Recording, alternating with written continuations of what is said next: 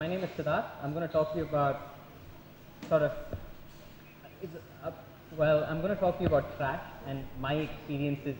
There's a lot of changing in the site. You have to keep changing. Sort of a personal reflection on my working with trash. I was introduced as somebody who works for the beaches. I don't consider myself somebody who does that anymore. Although when I first started out, the beaches, trash on the beaches was a major issue that I sort of personally felt a lot of attachment to, and I thought something had to be done.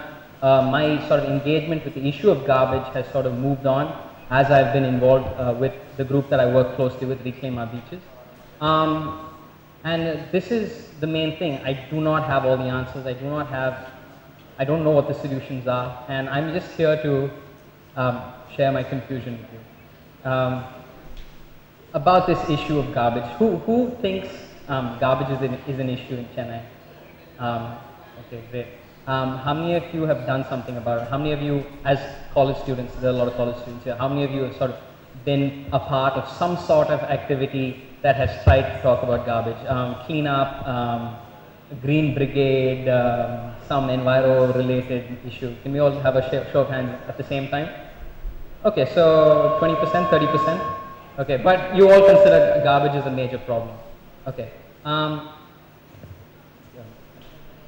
So, like I said, I do not have the answers to the issue, but I do believe this. I do believe one very important thing. I think that the impetus for change, to talk about garbage in a proper manner, lies with us, the students, the youth. However, the issue is, I just think for us to make or create real solutions, we need to ask the right questions, and right now I do not think we are doing this. Like I said before, I was introduced as somebody who's been very concerned about the beaches, and I will tie that back in, my concern for the beaches. But I want to move this ambit of talking about trash beyond the scope of the beaches. And I want to do this by first talking about two cases of civic action in Chennai. The first is what I would call interventions based on this cleanup ethic. You said a lot of you have been involved in some sort of cleanup because the issue of waste has been a major problem.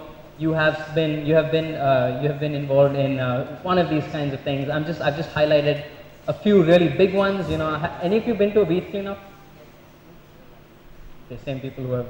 Okay. Anyway, so yeah, the Chennai Trekking Club is one massive organization. We have organized lots and lots of cleanups, Reclaim Our Beaches, the MCC cleanup, and what these cleanup ethics sort of like solutions or interventions, they focus on student and youngsters.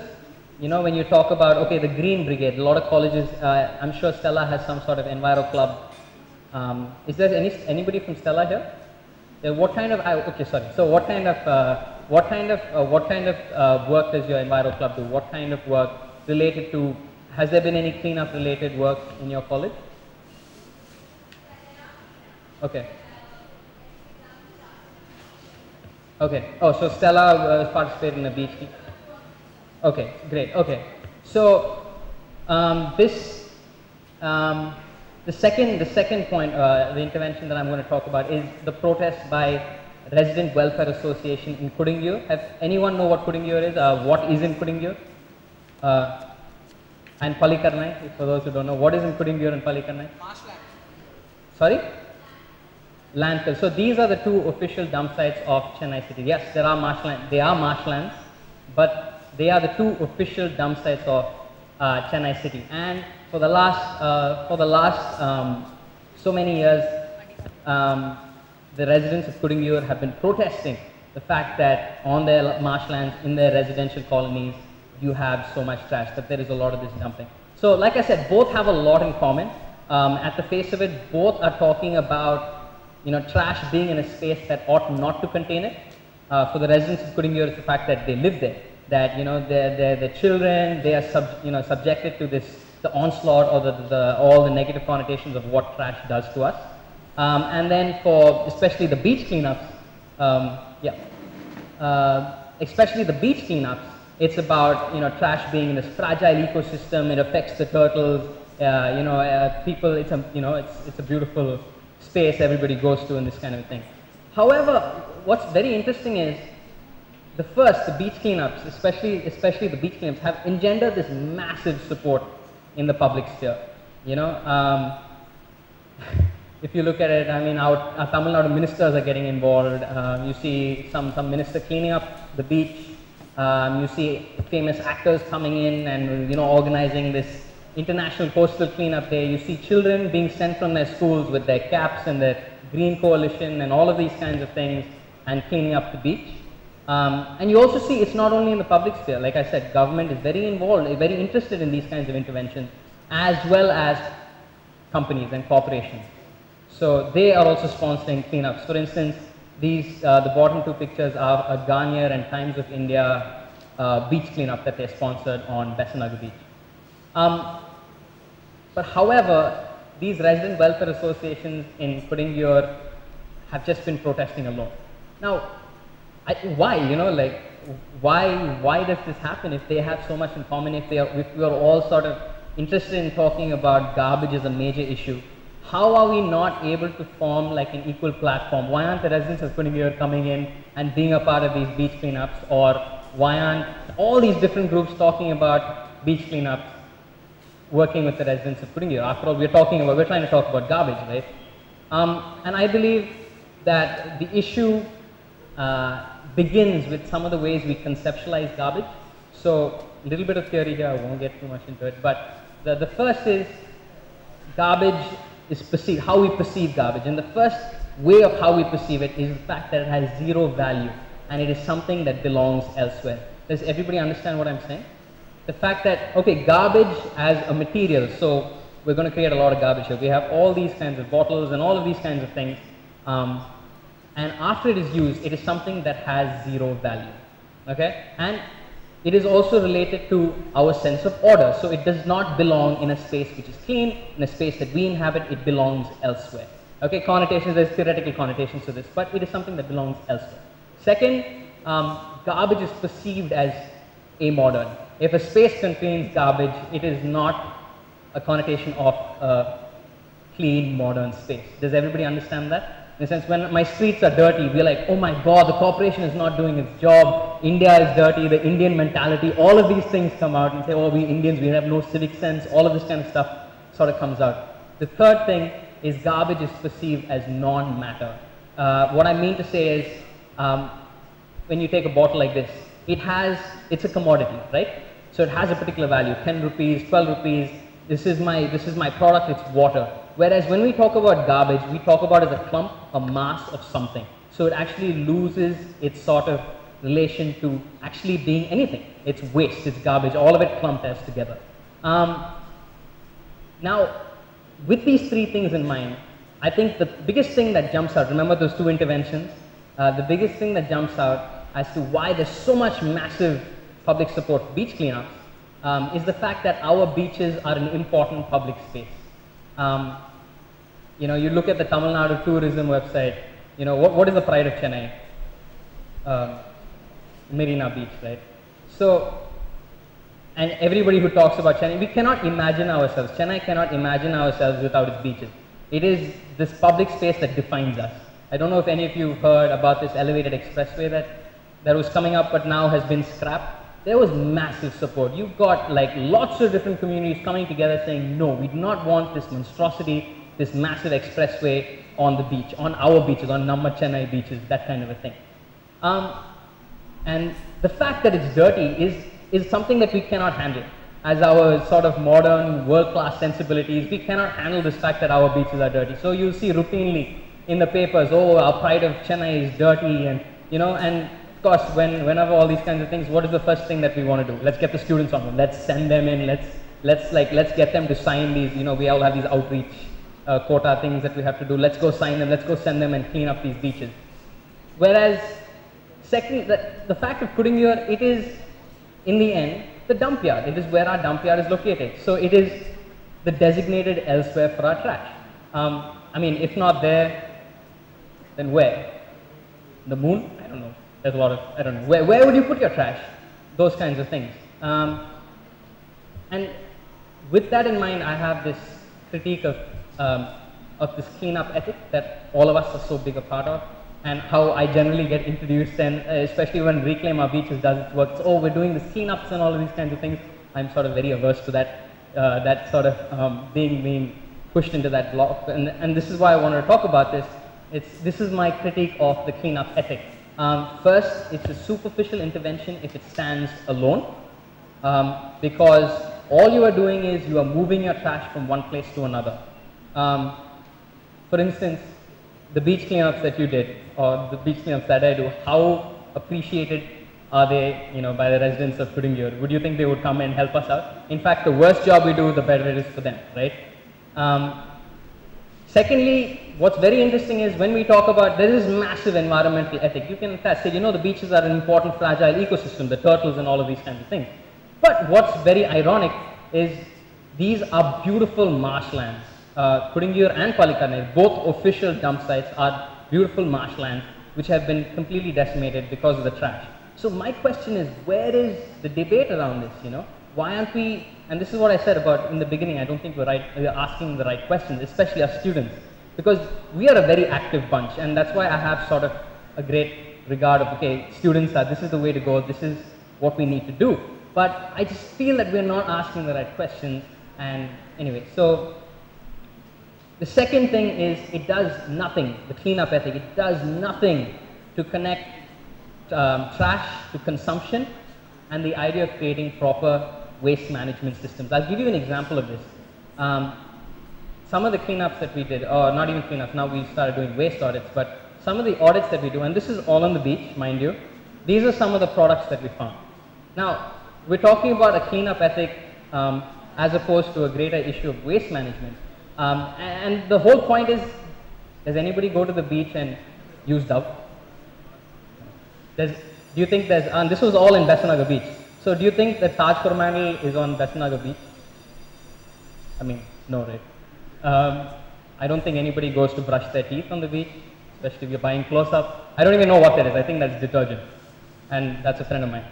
But yeah, so I think that's detergent. So what I'm trying to say is, we're finding products that we do not know where they're coming from. You know what I mean? And this is an example. This is a picture of, have you all heard of Broken Bridge? The Adyar estuary. So Adyar estuary comes in. This is a picture that I took one day after heavy rains of all the trash that has come up, that is washed onto the beach. And you see so much of stuff that should not belong in the beach, you know what I mean? We're seeing massive amounts of thermocol, we're seeing massive amounts of just such interesting products. And my question is, where is the debate on this? Why aren't we talking about the broader connections of this garbage being on the beach? The third thing is the cleanup ethic that we are all as students do in our colleges and all of these kinds of things. It does nothing to deconstruct social biases. Let me explain myself to you. In the last 2 years of organizing cleanups, when I didn't know any better, but in the last 2 years of organizing cleanups, I've had so many people come, residents, students, and all of these kinds of things. And one of the cleanups that we did walked through a particular fishing hamlet, and everybody was so quick to sort of malign these fishermen. Oh, look at this place; it's so dirty. These guys are filthy. They have absolutely no civic sense. This is the reason why our beaches are dirty. However, these cleanups, again, nobody really connects this issue to a function of the corporation. Do you understand what I mean when I say connecting it to the corporation or Chennai Corporation? What I'm trying to say is it is a function, our spaces. Let's say I live in Besanagar. Now my streets and my place remains clean. Why? Why do you think it remains clean? Sorry? No? Exactly. In the morning, the corporation one day comes, picks up my trash and takes it, I don't know where. Now, putting your Palikan or whatever. Next. And this is very interesting. This is actually right outside my house for the last 3 days, because right now, Neel Metal Planka is being changed up and they're not doing their duties very well. So, what is the difference? Can you go back to the last one?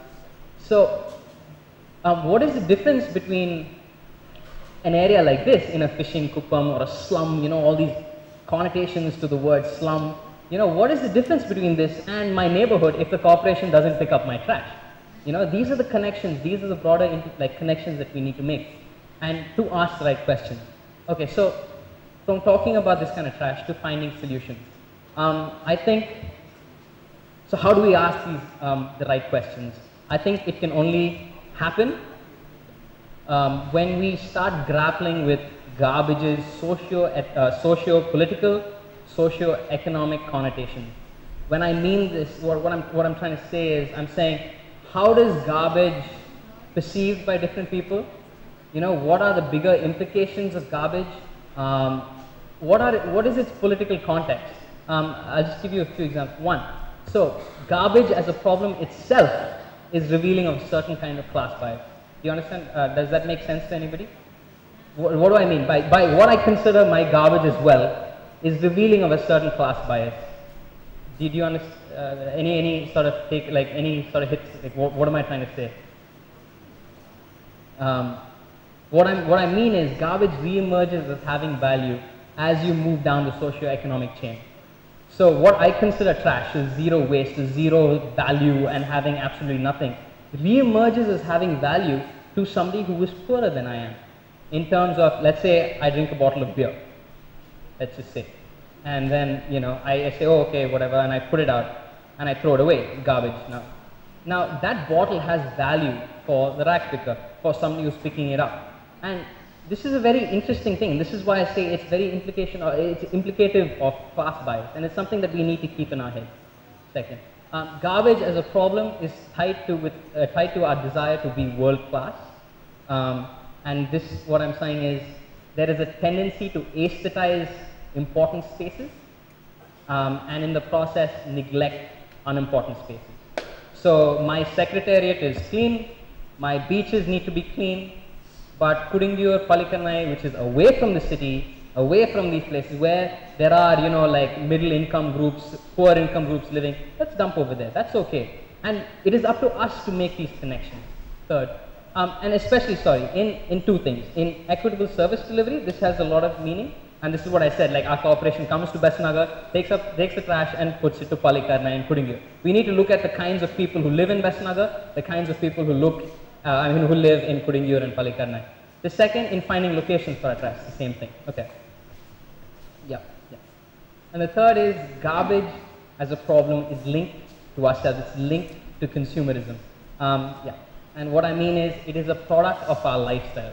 So everybody's so quick to malign the fishermen as being dirty, but the fact is, I consume so much more than the average resident at a fishing community. And hence, I am linked to this problem. Taking this, you know, the garbage, I'm almost done. Taking the garbage and putting it in the trash is not enough.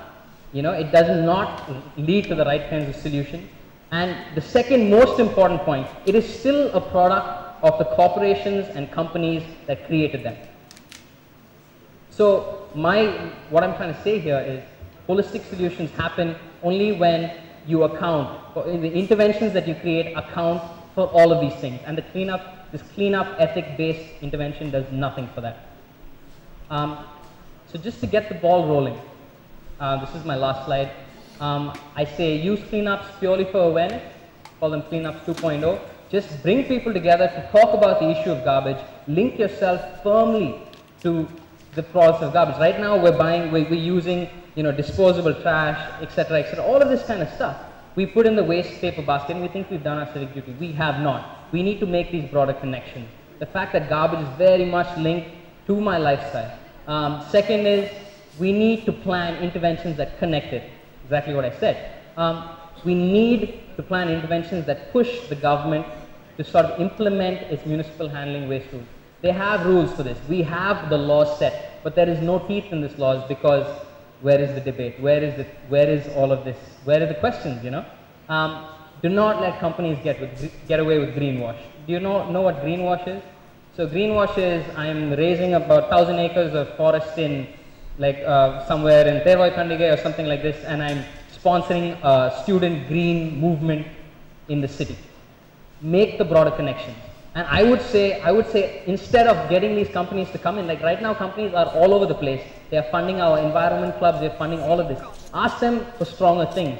Ask them, say, you know, there's this thing called extender producer responsibility, where the products that they create, they're responsible for the products that they create after it has been consumed. So they, instead of you know, funding, let's say a 30,000 rupee green drive in your college, ask them for a recycling plant. You know, ask them for a product like in Britain, instead of, like for soap, instead of using plastic, they use cardboard. Ask for these kinds of things. We need to ask, we need to make stronger demands of our corporations. And I feel that we are the people who need to make this happen. Thank you.